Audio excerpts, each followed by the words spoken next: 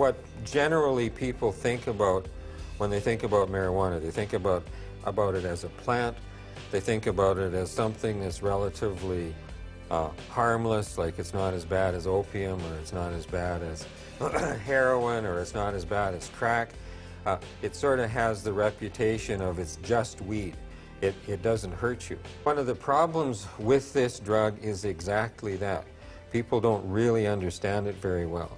Currently, a third of high school people after grade 10 have used this drug. 20% are using it regularly. And regular use of this drug causes trouble. The main reason that it causes trouble is that it's fat soluble, which makes it different from most of the pretty much all the other drugs that fall into the kind of drugs that people take to change how they feel. Most drugs are water soluble, which makes them work differently in your body. What's the drug in beer? Alcohol. Right. Alcohol is a water-soluble drug. The half-life of alcohol is 30 minutes, which means if you drank a beer right now, in 30 minutes, half of that alcohol, after it was absorbed into your system, would already be processed and be gone. It's turned into a variety of substances, mostly by your liver, and then you just urinate it out. In 2 hours from one beer, your blood alcohol will be down to 0. Water-soluble drugs come out of your system really quickly. Fat-soluble drugs, the drug in marijuana is fat-soluble. Its half-life, anybody know what it is? Half-life of THC? 3 days. 3 days, 2 to 3 days. It takes about 21 days for the THC from one joint of marijuana to get down for your THC to completely get out of your body. It takes about 21 days if you smoke one joint of marijuana. If you've been using it regularly for any period of time beyond a year, and regular is like, you know, daily or 4 or 5 times a week, it can take as long as 2 years for it to completely get out of your system. It's really easy to get caught up in all of the pop culture stuff about marijuana. There's lots of movies, lots of songs. All of it glorifies marijuana use. None of it really looks at what is actually happening to us, the downside of this drug. It's a drug that acts on your brain, and if you think that you're going to use this drug, you really need to know what is it doing to you. The brain, if we take a look at the brain, if that's a brain cell, the little wall around the cell is made out of fat, and that's where THC likes to go. The way the brain works is it sends messages using neurotransmitters from inside one cell over to another cell. This will send a message back saying, yeah, I heard you. And then this will send a message off saying, we got to do something. Everybody put one hand up in the air. Perfect, now you can put them down. That took about 1 million of these little messages flying back and forth. Because first of all, your brain had to interpret the sound into a word, and then it had to send the little word down to its brain dictionary to look the word up, and then it had to reassemble the sentence that I said to figure out what he said, and then you had to make a decision. Do I want to put my hand up in the air? Am I going to look stupid if I put my hand up in the air? Is everybody else putting their hands up in the air? Okay, I'm going to put my hand up in the air, and you put your hand up in the air. So this happened about 1 million times in that under a second that it took you to put your hand up in the air. Now, when you start to use that drug, because it's fat soluble, it starts to collect in areas of fat. If you smoke weed for 3 months, 1 time a week, which isn't very much, and take a look at what's going on in the cell walls of your brain, you will see little deposits of THC. At that level, it doesn't really cause much trouble. It's there, but we don't perceive it as doing anything different. We don't see that you're changing. We don't see that you're losing interest in things. We don't see anything other than we see little deposits of THC. Now, if we bump up the frequency a bit, and we go to 2 times a week,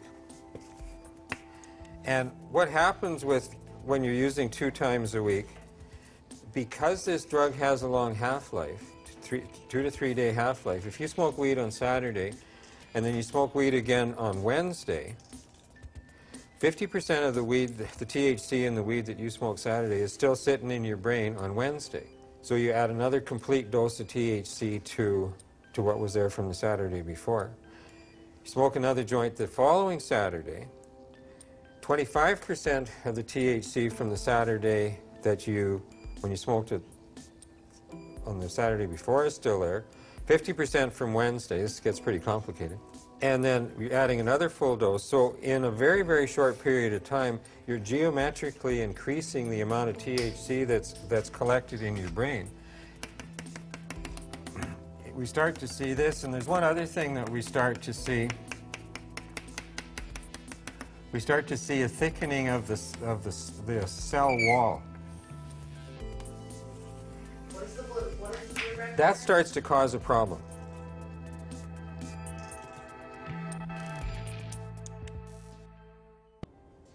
The very first symptom of too much weed is you start to feel bored. You start to feel that things aren't normally interesting. And it's not because you live in the place that you live in and there's not enough to do, and it's not because you don't have an Xbox 360, and it's not because your truck's not running, and it's not because of this, that, or the other thing. You feel bored because it's becoming difficult for your brain to get messages through the cell wall back and forth and then off to wherever else it's sending a message to. It slows down your brain process.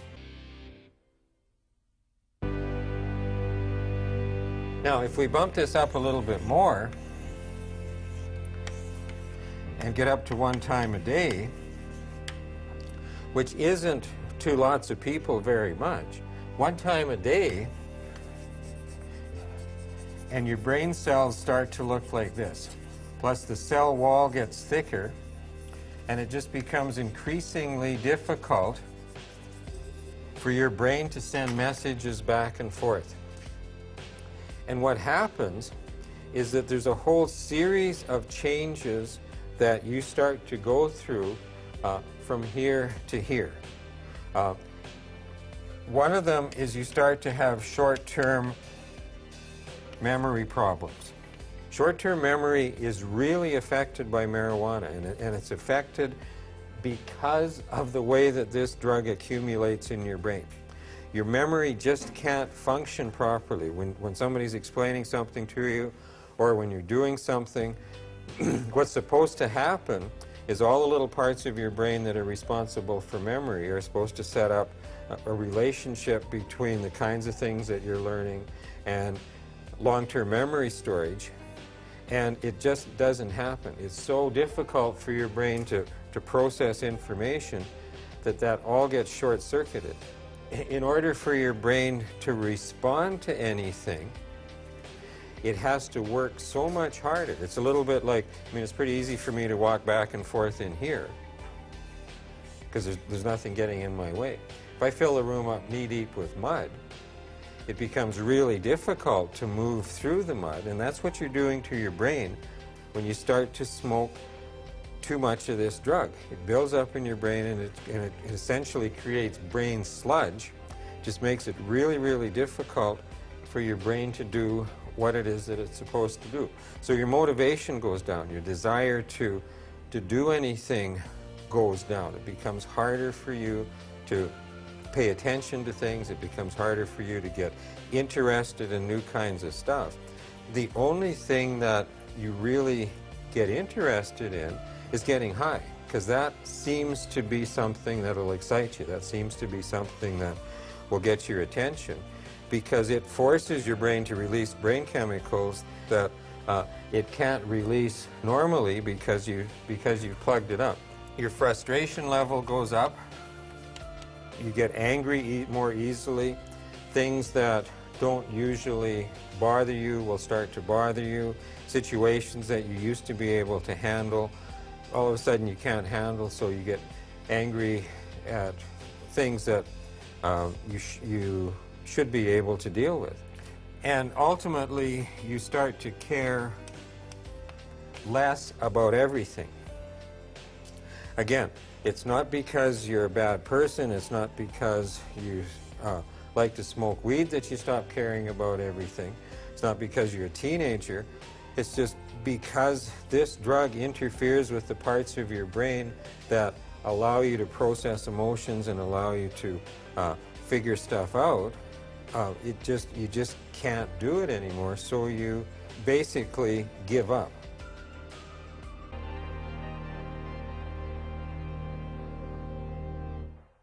Now that you know a little bit more about marijuana, how it affects your brain, how it affects your body, ask yourself, like, are you being affected by too much brain sludge? If you think you are, if you're using this drug a lot, if you're starting to feel bored about everything else, you need to take a break from it. Take 2 or 3 days off. See how you feel. You're probably going to feel more energetic. You're probably going to feel a little bit more excited about your life. You'll realize that there's more going on than you thought there was. I say this lots. I'm not into that. I'm more into saying no, like understand what the heck it is that you're doing. And that way you really can make a decision. But if you're always doing stuff because they just said it's, you know, don't panic, it's organic, and that's the extent of your understanding of weed, that's not being fair to yourself. That's not giving yourself much to go on. Join us next week as we take a look at the life of Kirsten. Kirsten's been working on her recovery for the past few months, and she's finding that it's not quite as easy as she thought it was going to be. Sometimes it feels like things are never going to get better, you know? I just feel really weak right now and alone. Join us and find out that there's more than quitting drinking and using than just quitting drinking and using. Part of what recovering from drug and alcohol problems is all about is learning how to replace chemically changing how we feel with being able to use life to generate some good feeling. My mood right now is just changing rapidly. Like 1 second I'm happy and the next I'm upset, and it stresses me out. But I think I just have way too much time. And too much time's not a good thing. No, it's not. So let's find some things for you to do. It's so hard to find things to fill my time with because all I did was smoke pot, and then I always have to be moving now or doing something. So why do you think Ryan told you you need a job? Spend too much time thinking about problems. If you're into, I want to feel better right now, you're going to get frustrated. And if you get frustrated, it just kind of makes it harder for you to work on getting better.